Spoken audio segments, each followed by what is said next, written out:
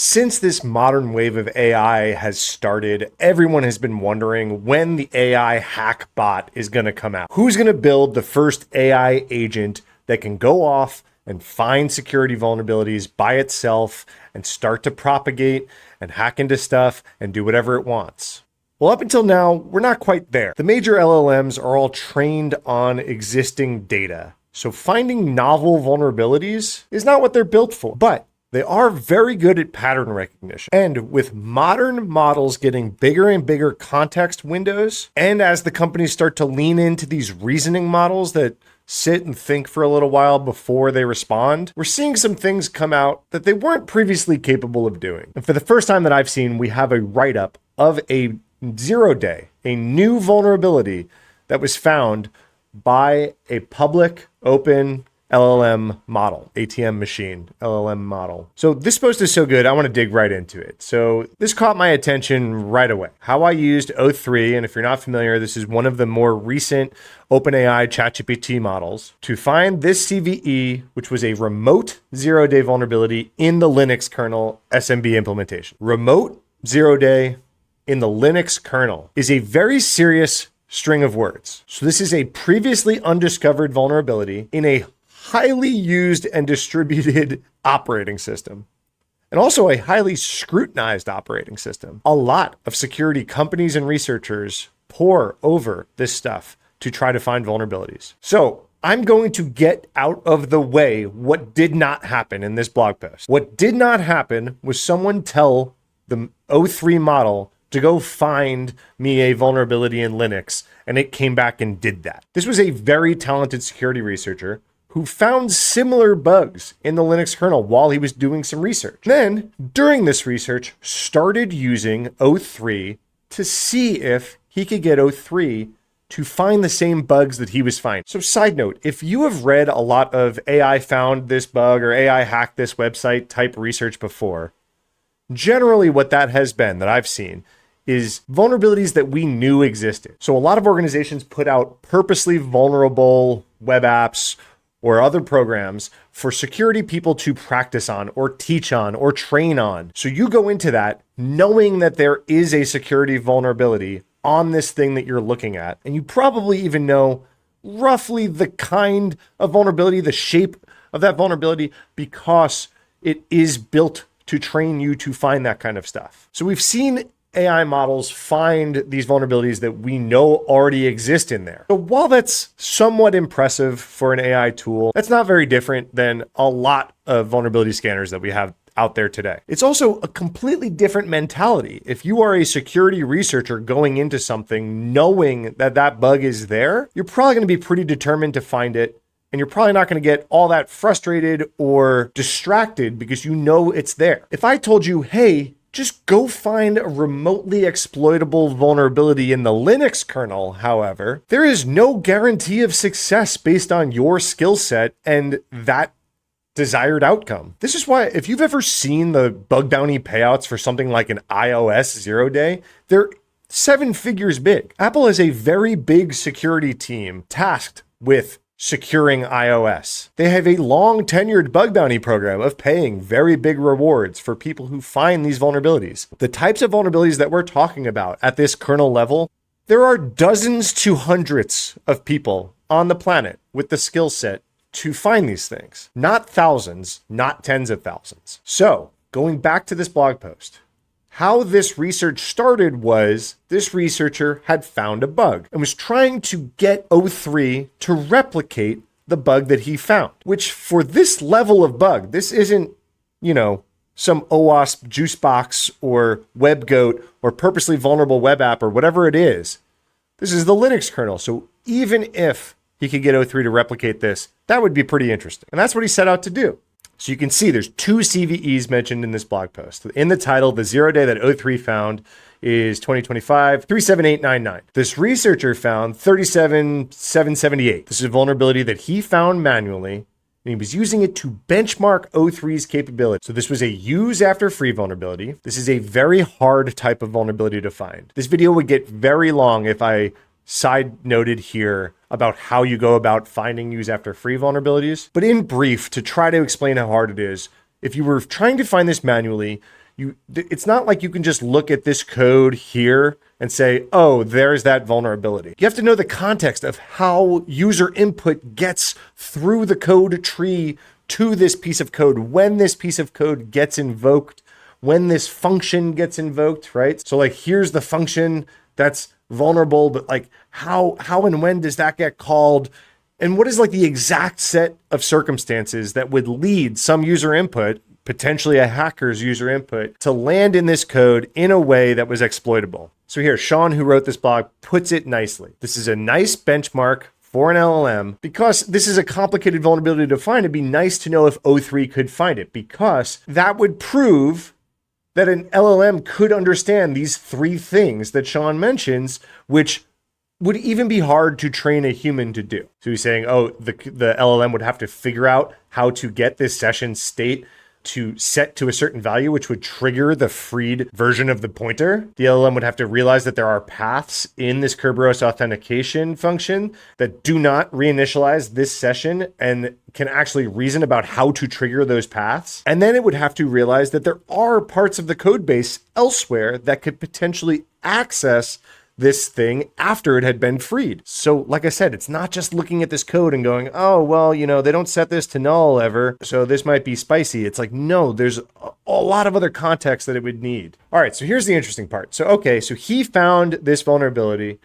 He's saying why he thinks that this is an interesting vulnerability to figure out O3's capabilities on. But as he points out right here, it's generally hard right now to give an entire code base over to an LLM and just say like, oh, find vulnerabilities. It would even be hard to give an entire code base over to LLM and say, find use after free vulnerabilities, which you're shrinking the ask, but the code base is still generally too big for most of the context windows out there.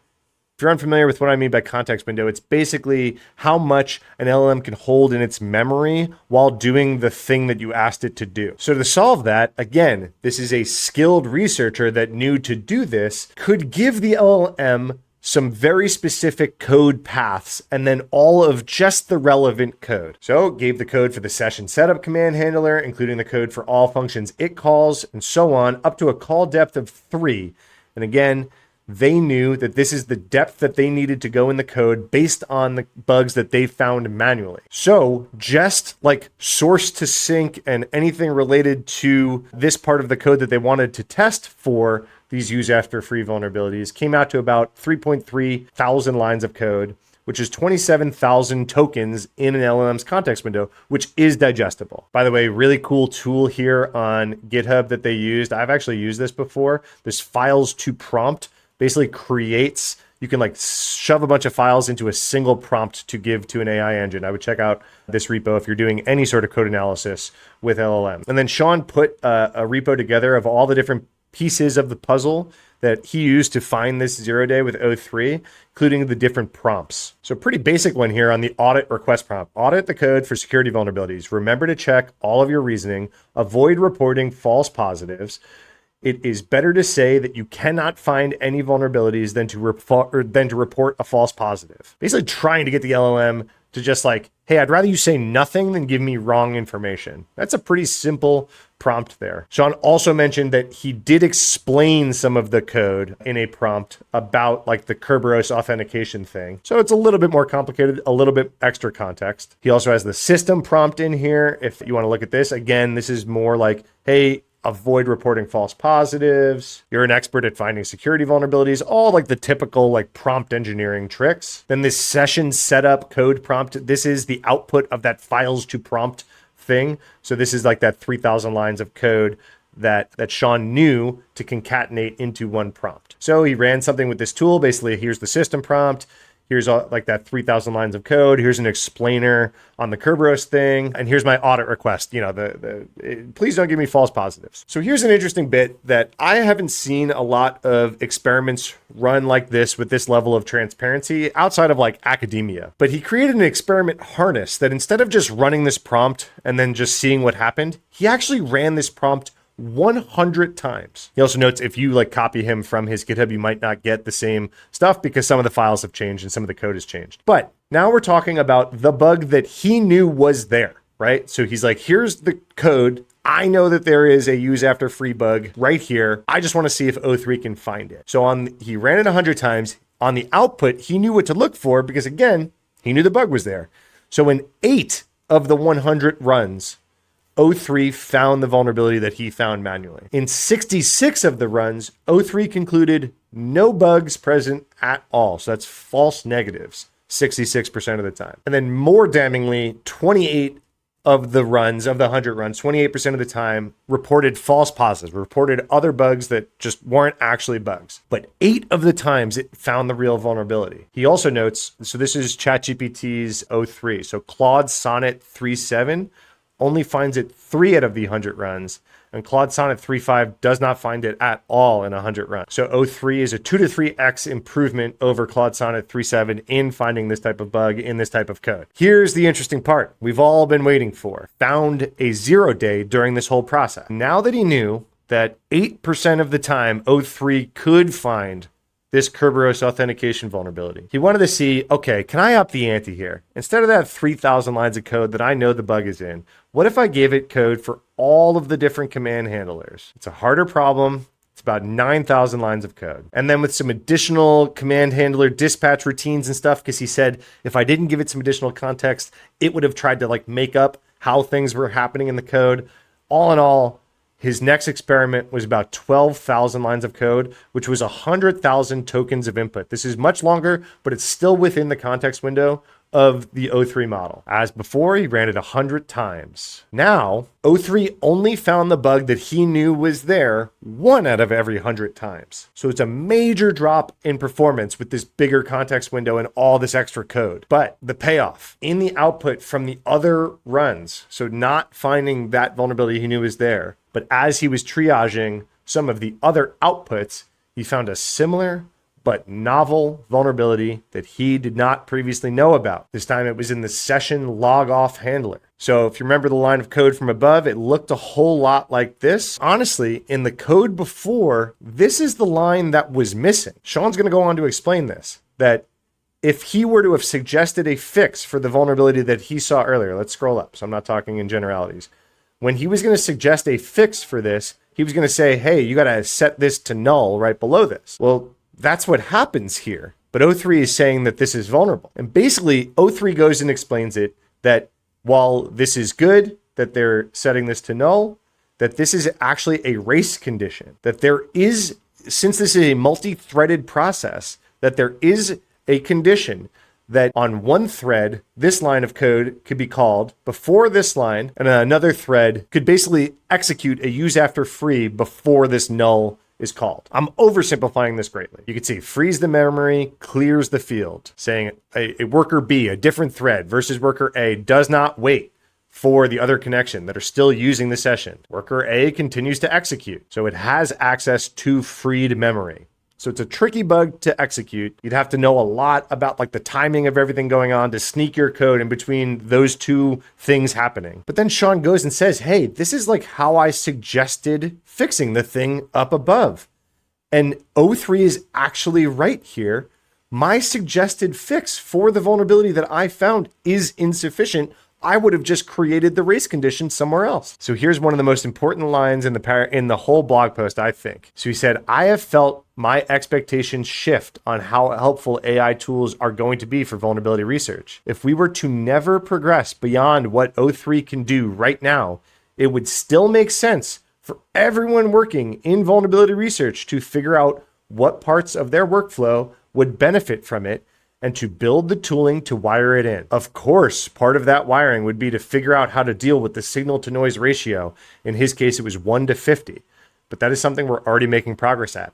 He's basically saying, hey, in the right conditions, 8% of the time, this thing found a vulnerability. And in slightly worse conditions, 1% of the time, it found a 0 day. But it found a 0 day. Another super interesting paragraph on the capabilities here on the suggested fix. So in all the output, O3 was also explaining the fix. And like we said, this whole session user equals null thing was an insufficient fix that he manually suggested on that first bug. He went back through the O3 reports and noticed that sometimes O3 suggested the same fix as him. And in other times, it noticed that that would be a race condition, like in the second bug. That is quite cool. It means that had I used O3 to find and fix the original vulnerability, he didn't. He found it manually and he suggested the fix manually.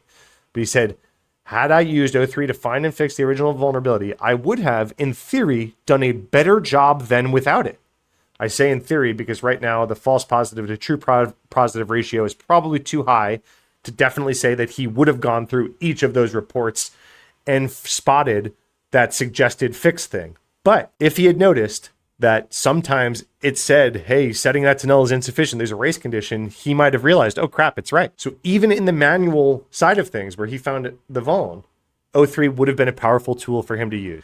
All right, and I really like this conclusion. I'm going to read it because I think he ties it up perfectly. LLMs exist at a point in the capability space of program analysis techniques that is far closer to humans than anything we have ever seen. Considering the attributes of creativity, flexibility, and generality, LLMs are far more similar to human code auditor than they are to symbolic execution, abstract interpretation, or fuzzing. Since GPT-4, there have been hints of potential for LLMs in vulnerability research, but the results on a real problem had never been quite lived up to the hope or the hype. That has changed with O3, and basically in this experiment, we have a model that can do well enough at code reasoning, Q&A programming, and problem solving that it can genuinely enhance human performance at vulnerability research. O3 is not infallible, far from it.